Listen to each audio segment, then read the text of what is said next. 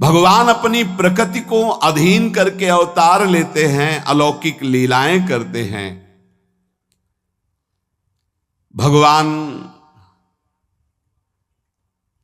जैसा करते हैं वैसा करने की सामर्थ्य किसी में है नहीं, कोई कर भी नहीं सकता। भगवान की लीलाओं का गायन करे, भगवान की लीलाओं के गायन से मोहमल का नाश हो जाता है, अज्ञान का नाश हो जाता है। अब जैसे कोई, अरे चोरी तो भगवान ने भी माखन चोरी की है। चोरी होती है वस्तु की प्रियता और अभाव में। है नहीं बेचारे के पास, वो वस्तु प्रिय लग रही तो अब क्या करे, चोरी करेगा ही। तो नंद बाबा के यहां लाखों में गैया थी और कुंडों में दही दूध था। लाला अगर दिन भर स्नान करे तो भी था, अभाव तो था नहीं। और भगवान को भाव प्रिय है, माखन प्रिय है नहीं। वो कह रहे हैं भाव का भूखा हूं मैं, दोनों बातें। अभाव नहीं है जहां भगवान प्रकट हुए हैं।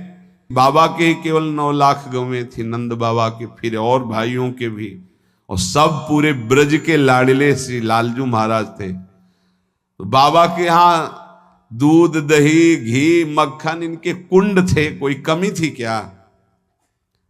गोपी जनों के भाव का जो, जैसे यशोदा मैया को सुख देते हैं लालन, वैसे हमें भी सुख दें, उसकी पूर्ति के लिए उनके घरों में। गोपी कौन है? महान तपस्वी दंडकारण्य के, जिन्होंने आकांक्षा की भगवान की भुजाओं से लगने की। वो महान वेद की ऋचाएं जिन्हें नेति नेति कहते, भगवान ने उनको सुख। गोपी की स्थिति जहां उद्धव शनकादि वंदना करते हैं, वो सब परमात्म स्वरूप हैं। भगवान स्वप्रतिबिंब विभ्रमा, जैसे अपने प्रतिबिंब से खेला जाता है, ऐसे वो अपने आप से अपने आप में खेल रहे।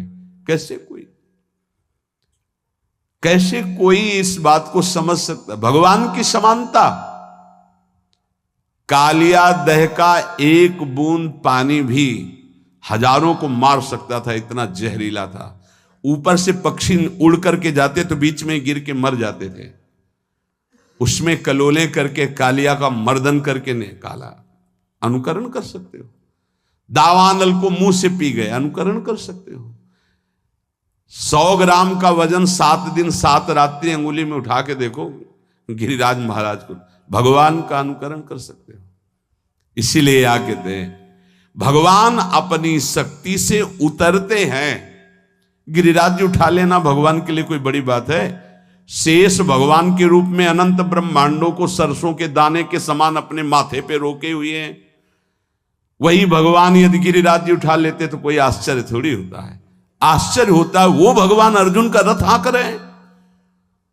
आश्चर्य होता है वो भगवान त्रिलोचन जी के यहां नौकर बन करके। आश्चर्य होता है वो भगवान माधवदास बाबा की लंगोटी धो रहे हैं। आश्चर्य होता है वो भक्तों के लिए चरण चाप रहे हैं। ये सर्वाश्चर्यमयी बात, ऐसा महान ईश्वर अपने भक्तों के लिए कैसे अधीन हो जाता है। जैसे संसार में स्त्री और पुरुष 2 होते हैं, ऐसे भगवान की लीला में 2 नहीं होते। जैसे निकुंज रस में हमने बताया, सब एक मन वाले हैं। दिखाई दे रही असंख्यों सखिया, लेकिन मन एक ही है सबका। श्री जी और लालजू ये कोई स्त्री पुरुष नहीं है। एयम राधा यश्च कृष्णो रसाब्धिर देहश्चैकः क्रीडनार्थम द्विधा भूत। ये जो श्री जी हैं यही लालजू हैं, ये जो लालजू हैं यही श्री जी हैं। एयम राधा यश्च कृष्णो, जो किशोरी जो हैं यही श्री कृष्ण हैं, जो श्री कृष्ण हैं यही किशोरी जो हैं। रसाब्धिर देहश्चैकः क्रीडनार्थम द्विधा भूत। ये रस समुद्र परम तत्व खेल के लिए 2 रूपों में हो गए, श्री जी के रूप में और लालजू के रूप में। कभी स्त्री पुरुष की भावना न करे प्रभु में।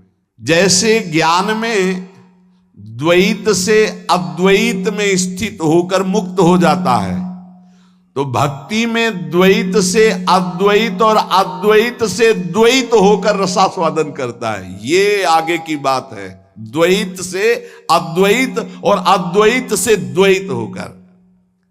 भक्ति का अद्वैत ये ज्ञान के अद्वैत से भी आगे है। जीव और ब्रह्म की एकता, अद्वैत हो जाना, ये ज्ञान है, यही मोक्ष प्राप्त हो जाता है। और इसके आगे की बात है प्रेम।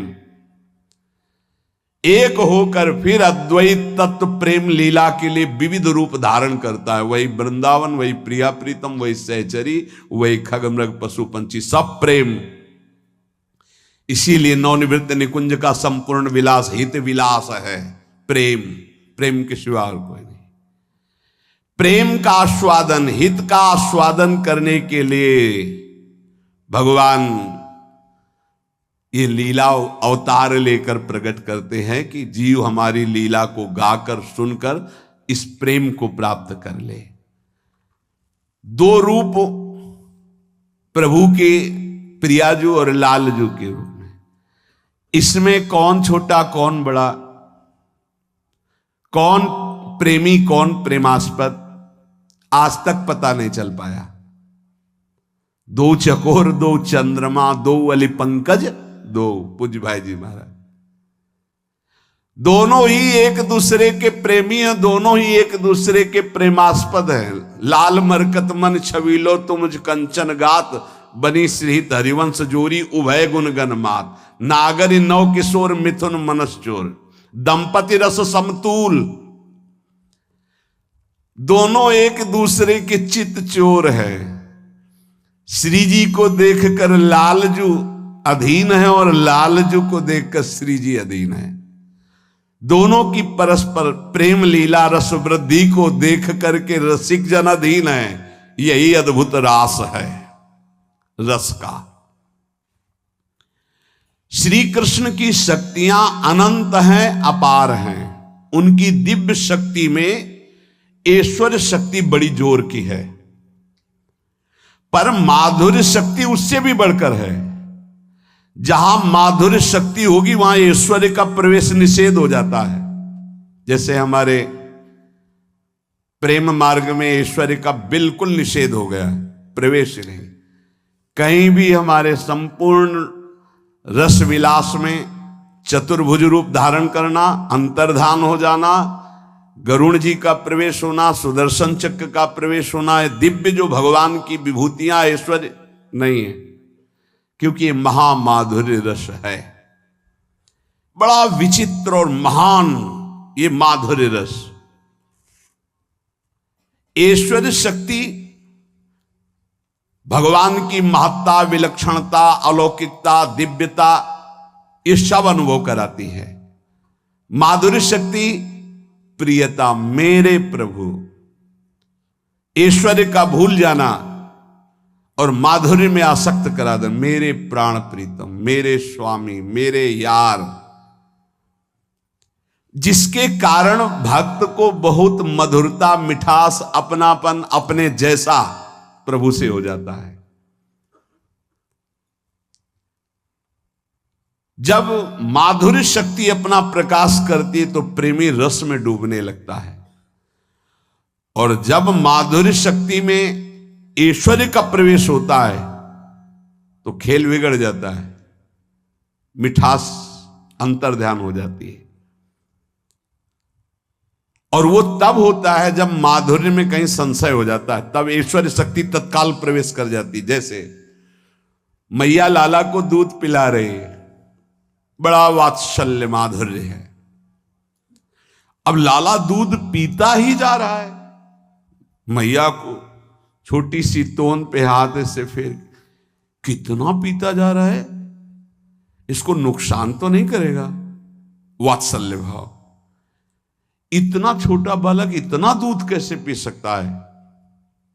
जमुआई आई, अनंत ब्रह्मांड दिखाई, मैया आपका दूध मैं ही अकेले नहीं पी रहा हूं, अनंत ब्रह्मांडों का पोषण हो रहा है आपके दूध। जी ही लाला के मुख में, अरे मैं तो भूल कर गई, ये तो ईश्वरों का भी ईश्वर है, मैं इसे अपना लाला। माधुर्य शक्ति ने डांट लगाया है ईश्वर शक्ति को, इस समय तुम्हारा प्रवेश कैसे हो गया, इस समय तो मैं सुख पहुंचा रही। तुरंत अरे ये सब मेरी निगूढ़ी आंखों का ही दोष है, ये तो मेरा ही लाला है।